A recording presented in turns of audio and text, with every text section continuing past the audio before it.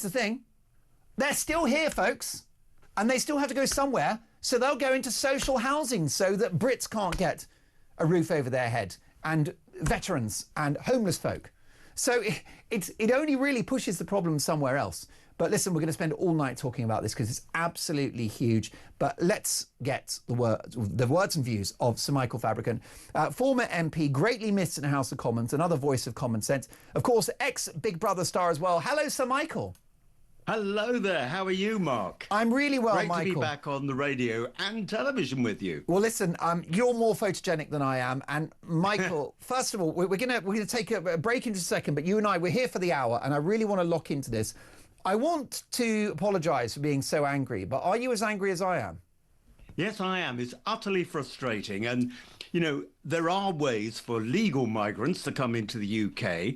I think, first of all migrants who want to come here, and we've benefited in the past from immigration, they've got to be people who want to learn English and be a part of English or Welsh or Scottish or Northern Ireland society. Instead, they seem to go into ghettos or five-star hotels and have no interest at all in actually being a part of our country. And you were quite right in what you said. It's stealing our country from us. You know, you go to some areas. I was on a tube train the other day. I think I was the only white face on the train. And that's no bad thing, but it is a bad thing if I'm the only one there who's speaking English. Having said that, there was in London, so maybe they were tourists, in which case they're very welcome because we need your money. I know. Well, of course, Michael, you know, you're a very open-minded person and you embrace all people in our society. You're not a prejudicial individual or anything like that. And as you mentioned about immigration, by the way, immigration is part of the British story. It's all about the amount, isn't it? That's the point. Most people wouldn't argue that there should be no immigration ever. As I said on Big Brother, you know, it's because they made me do a political speech and I was asked to talk about this. And as I said on Big Brother, it's all about people's attitude when they come here.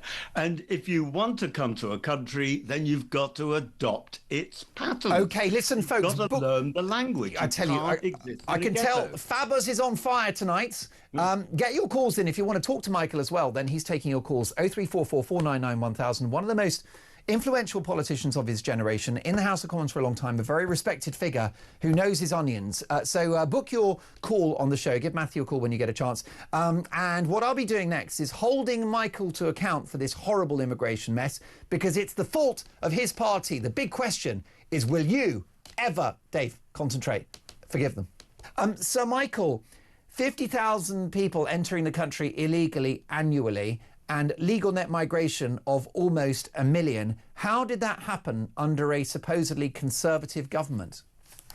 Well, first of all, I do have to say that actually 50,000 is an underestimate, because this year we've reached the 50,000 figure back about 3 weeks ago. So it's already 50,000 and rising, partly, as you said earlier on, because he scrapped the Rwanda plan. And although it hadn't even gone ahead, the fact that we had the Rwanda plan was a deterrent. Now they know there's no deterrent, they're coming over. How did it happen under the Conservatives? Well, it shouldn't have. It was the points-based system introduced by Boris Johnson. He thought it would restrict the number of people coming in legally. It didn't, so we had lots of people coming in legally. Part of the problem as well was agreements that we should have got rid of with the European Union when we left the European Union. So there's lots of reasons for it. And one of the problems that the Conservative Party had, in my view, is that it's too much of a broad church. We've got a number of, I call them Lib Dems. They'll condemn me for this, but they call themselves the One Nation lot. And every time we try to do anything regarding Brexit, make this country like Singapore. Everyone goes, Singapore? Shock, horror. But actually, Singapore has the best education and the best health service in the world. Low taxes and zero crime. Michael, zero crime. You can leave your mobile phone on a park bench and it'll be there 2 hours later. Mind you, I don't know whether you've flown into Singapore as I have. You get a card saying that if you bring drugs into Singapore, you are warned that the ultimate penalty is, and then it's in red, death. That's a deterrent. I'm not saying we should do that in the UK. Maybe we should. Maybe that's what some of your viewers or listeners should actually be writing in about. But you're right, no crime. And we could have done all that, and it was a missed opportunity. I'm so annoyed and so angry. Well, I understand. As were the electorate. And so the question is, is this damage to the reputation of the Conservatives irreparable? Well, irreparable means forever, and ever is a long time. I think in the next few years, it's going to take a lot to get the Conservatives back again. Does that mean there's a real existential threat, as people say, and the Conservative Party is finished? No. But I think it's going to need a reform government, maybe in coalition with a Conservative party as well, to either succeed or fail. Actually, I wish Reform the best of luck. I would rather have Reform than Labour. But, the view I think of most people is, look, the Conservatives made a mess of it, which I think is a little unfair because I can talk of all our achievements, but we won't do that now. But Labour are making an appalling mess of things. And to give you an example economically, Starmer likes to say, Liz Truss crashed the economy. And when he was asked, what do you mean by crash the economy? And he said, well, interest rates went up on the yield of British bonds, British borrowing, in other words. It's now higher under Labour than it ever was under Liz Truss. It's a whole percentage point higher. The gilt years. Yeah, and unlike under Liz Truss, in those days, can you remember Liz Truss? I do, vaguely. Liz Truss, in her day, employment was going up, unemployment was going down, and the country was still growing. What's happened under Labour? As you say, borrowing is now 1% more for the government. That means interest rate is having to be paid by the government instead of being spent on schools, on hospitals and all the rest of it. And unemployment is rising. And for those people watching on TV, there's a picture of Liz Truss talking now. So I hope people are watching this as well as just listening. Well, let me ask my viewers and listeners, would you have Liz Truss back? Because she wasn't perfect. The issue with the budget, it was well-intentioned, it was poorly executed, and there wasn't enough due diligence. Plus, the blob affected things as well. And then there was the Bank of England asleep at the wheel regarding our pensions liabilities. So you've got to say that so-called crashing the economy came with a lot of caveats. I think if she was still here as Prime Minister, we'd be in much better shape than we are now, Michael Fabricant. Well, undoubtedly so, because at the moment, unemployment is going up. It wasn't under Liz Truss. The interest rates were lower than they are now as far as government repayment is concerned, and the economy was growing.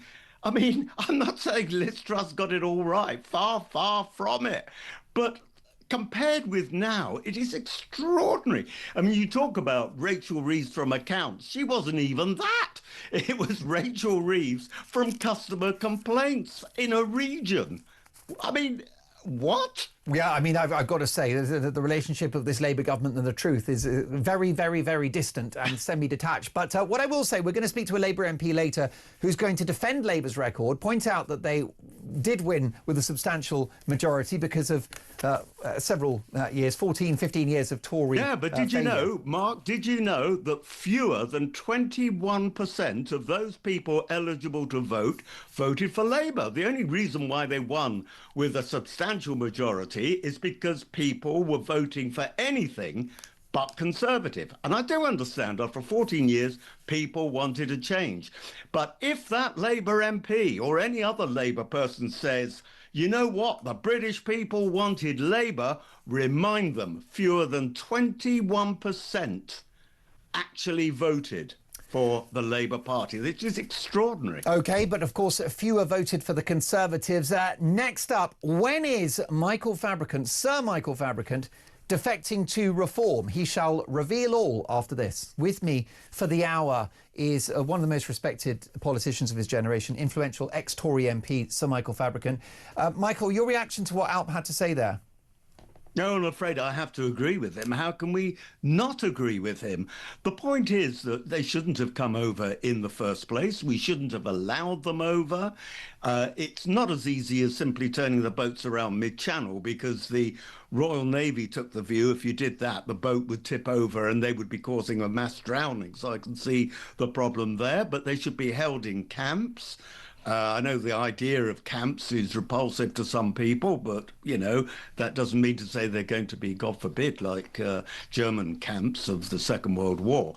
But what it does mean is that they shouldn't be put up in five-star hotels and all the rest of it. And the fact that they are being put up in posh hotels is a magnet to bring even more people over. And I'm astonished that actually the government can't see that. And even more astonished that, having heard the Prime Minister of Ireland, the Taoiseach, saying, you know, this Rwanda program is terrible, it's forcing people to come over to us, and they're now leaving England, for Starmer to then say, well, I'm abandoning it, as you say, even if it worked. And it was working before we'd even implemented it, the mere threat of it, and it was working. Sir Michael, is there a danger of demonising all migrants? Like you mentioned, you know, this country is a big melting pot. My parents, Seamus and Diane, Irish. My dad's passed now. So they were immigrants, and I don't know what your background is, but you know, we've always had immigration, obviously sort of sensible amounts, tens of thousands, and people. Well, it's always and the Windrush generation who have you know, been extraordinary relation to the National Health Service, all the rest of it. You know, we've got our Commonwealth connections, so therefore, you know, at the right level, it's a fantastic thing. But clearly, it's gone completely crazy now. But is there a danger of demonising both migrants and indeed some people who are fleeing persecution?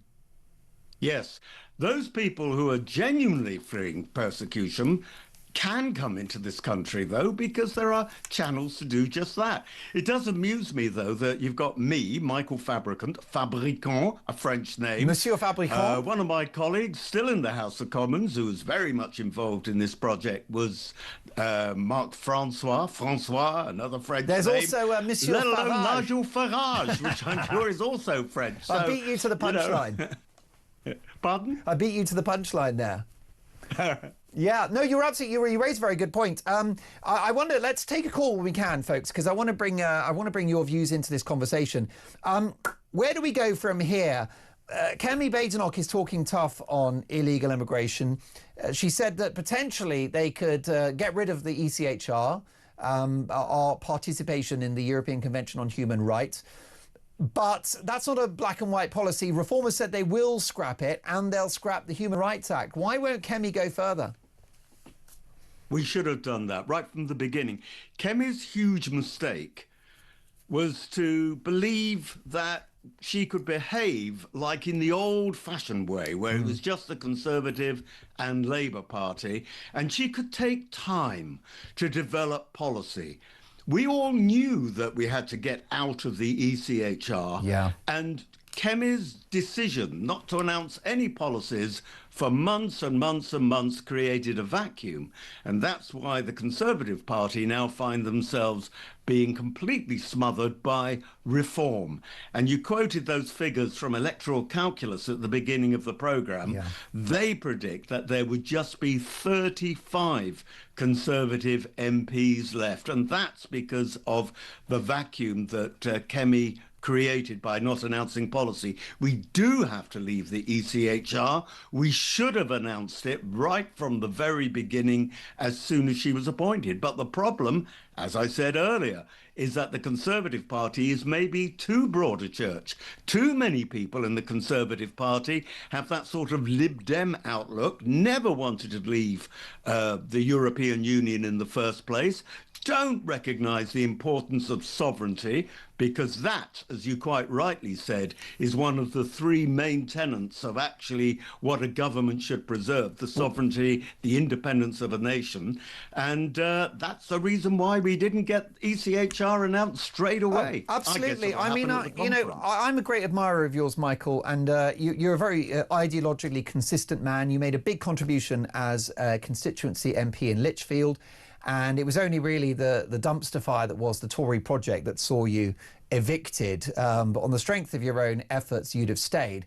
But the bottom line is, I think many people are so angry with the Tories. And it's not just Boris Johnson and the Boris wave. And I have a personal bugbear with the COVID response, because the Conservative response to COVID would have been to give the public the information about this nasty virus and let them act accordingly. I'll stay home, I won't stay home. That's what Sweden did. That was the initial plan. And that was the plan. And that's what Boris wanted to do, but he folded. And then you've got Theresa May, previous Prime Minister, who has recently announced that she's proudly woke, and she signed us up for net zero, even though obviously with that deadline by 2050, but also she was warned by Philip Hammond, her Chancellor, that it would cost £1 trillion, and still she signed on the dotted line. Unforgivable. You've got a lot of fans out there, Michael, and a couple of detractors, as it should be. This is talk. It's all about opinions. And I have a voice note from the gorgeous Sandra. Hi Mark, it's Sandra from Essex. I agree with Mr Fabricant that the economy under Labour is worse than it was under Liz Truss. But who persuaded her to resign then, other than either members in the then cabinet or Tory backbenchers? I can't imagine it would have been Labour, but perhaps I'm wrong. But I would have thought it would be the people sitting behind her that put pressure on her to resign. Thank you. What a brilliant voice note. Thank you so much for that, well, Sandra. it's quite Michael, interesting, if I can come back on this. There weren't names that went in. You know, the whole thing with Theresa May was names went in, the vote of confidence and all the rest of it. That didn't happen with Liz Truss.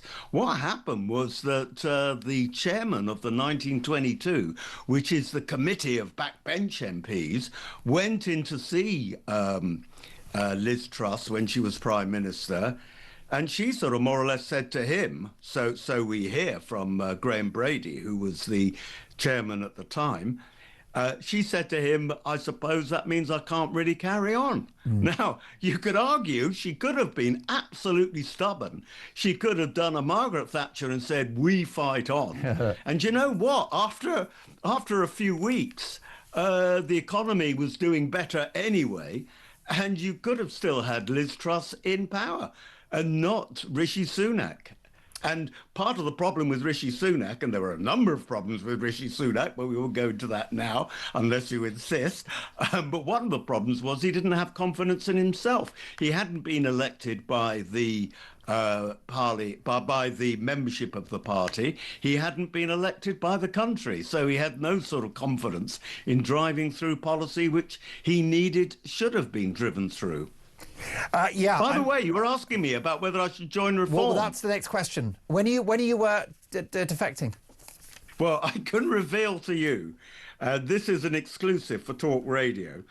I must tell you, I have known for a long time Nigel Farage. And I was texting him about something nothing to do with about my joining Reform. Here we are.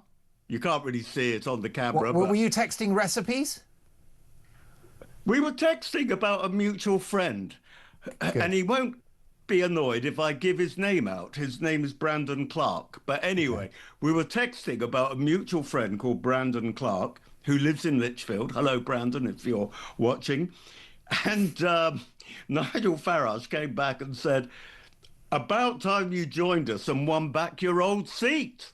Wow. So I replied, ho, ho, ho. No, my politics days are behind me, but I can tell you're enjoying life. Don't let others screw it up for you.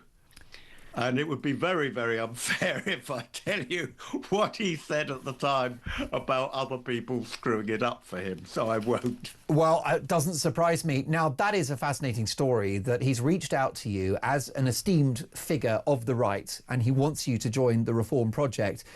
You've sidestepped it elegantly by pointing out that you don't seek an active career in politics anymore. If you were, however, Michael, a couple of decades younger, would you be standing for Reform in 4 years' time?